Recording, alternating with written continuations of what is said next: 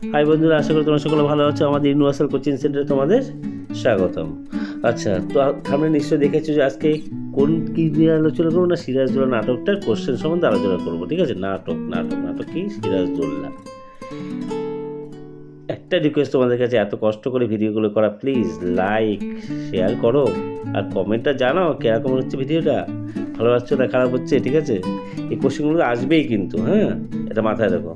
ঠিক আছে, যেগুলো দিচ্ছি, সুতরাং ভালোভাবে করে যাবে, ভালোভাবে, কোনো যেন একটা যে এদিকে এদিকে না হয়। আমার সাজেশন কিন্তু মারাত্মক সাজেশন না, মাথা রাখবে কিন্তু। ঠিক আছে, আর চ্যানেল যারা নতুন আসছো তারা অবশ্যই সাবস্ক্রাইব করো, কারণ এরকম ভিডিও প্রতিনিয়ত পরীক্ষার আগ পর্যন্ত যাওয়া চলবে। ঠিক আছে, সুতরাং আমাদের চ্যানেল একটু জুড়ে থাকো, আমাদের চ্যানেলকে সাবস্ক্রাইব করো। এই সিরাজদৌল্লা নাটকটা প্রচুর প্রশ্ন রয়েছে, কয়েকটা দিয়েছি, কয়েকটা সিলেক্টিভ কোশ্চেন দিয়েছি যেগুলো আসবে তোমাদের। ঠিক আছে, এর মধ্যে 5 নম্বর কমন পাবে। শুরু করা যাক। 1 নম্বর কি আছে? বাংলা শুধু হিন্দুর নয়, বাংলা শুধু মুসলমানের নয়, মিলিত হিন্দু মুসলমানের মাতৃভূমি এই গুলবাগ বাংলা। কাদের উদ্দেশ্য করে এই কথা বলা হয়েছে? এই বক্তব্যের মধ্য দিয়ে বক্তার কি চারিত্রিক বৈশিষ্ট্য প্রতিফলিত হয়েছে? কোশ্চেন মার্ক কত? 1+4। ঠিক আছে, আর একটা কি অথবা কি দিতে পারে? যে হিন্দু মুসলমানের বাড়ি মাতৃভূমি, এদের মাতৃভূমি কিন্তু হবে, হ্যাঁ, মাতৃভূমি গুলবাগ এই বাংলা। এই বক্তব্যের মাধ্যমে বক্তার দেশপ্রেমের যে পরিচয় পাওয়া যায় তার নাট্যাংশ অবলম্বনে লেখো। এটা গোটাটা কত? 5 নাম্বার, গোটাই 5 নাম্বার, কারণ মাঝখানে কিছু নেই। তো প্রশ্নটা এখানে প্রথমেরটা আসবে, আর নয় সেকেন্ডটা, মানে কি এই দুটোর ভিতর দুটোই একই রকম লেখা, এই দুটোই একই রকমের লেখা। ঠিক আছে, প্রথমটা দিতে পারে, আর না হলে ঘুরিয়েও দিতে পারে, দ্বিতীয়টা দিতে পারে।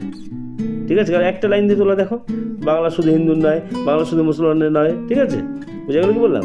তা দুটো কোশ্চেনই একই, আনসারটা ঠিক মতো করে গেলে কোনো অসুবিধা হবে না। ঠিক আছে, লিখতে পারবে তোমরা। চলো আসা যাক, নেক্সট কোশ্চেনে আসা যাক। কি রয়েছে? 2 নম্বর কি? সিরাজদৌল্লা নাট্যাংশ অবলম্বনে সিরাজদৌল্লা বানান কিন্তু দেখে নিও। ঠিক আছে, ভুল আছে কিন্তু, চরিত্র বৈশিষ্ট্য আলোচনা করো। ঠিক আছে, ওই প্রথম সিরাজদৌল্লা, পরের সিরাজদৌল্লা বানান ভুল। হ্যাঁ, নেক্সট 3 নম্বর, ওখানে কি দেখছো মূর্খ? বিবেকের দিকে চেয়ে দেখো। বুদ্ধিদর্শন বক্তা কাকে মূর্খ বলে সম্বোধন, মূর্খ মানে বাংলা হচ্ছে মূর্খ আর কি, হিন্দি কথা বলো মূর্খ বলে সম্বোধন করেছেন? তার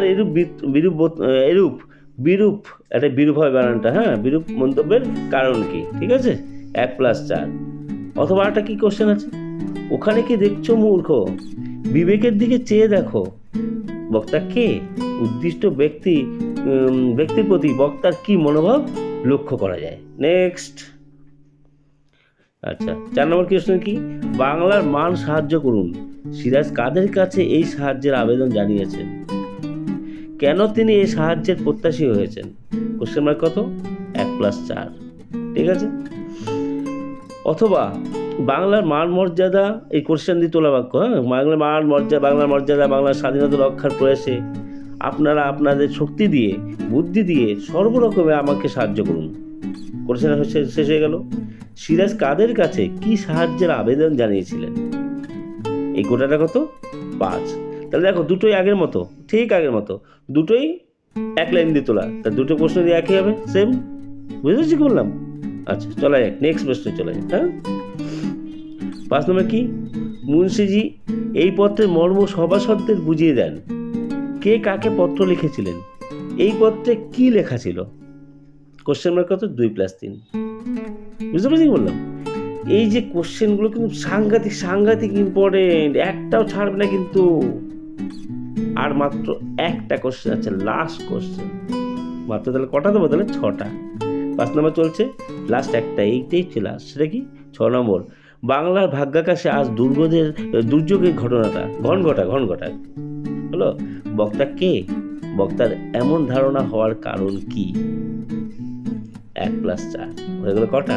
6টা কোশ্চেন। এই 6টা করতে পারবে না? এই 6টা করে যাও, 6টার ভিতর কমন পাবে, আর তোমার পকেটে চলে আসবে কত? 5 মার্কস, 5 নাম্বার। বুঝেছি কি বললাম? যাই হোক, কেমন লাগলো ভিডিওটা অবশ্যই জানিও। Tata, take care, bye by.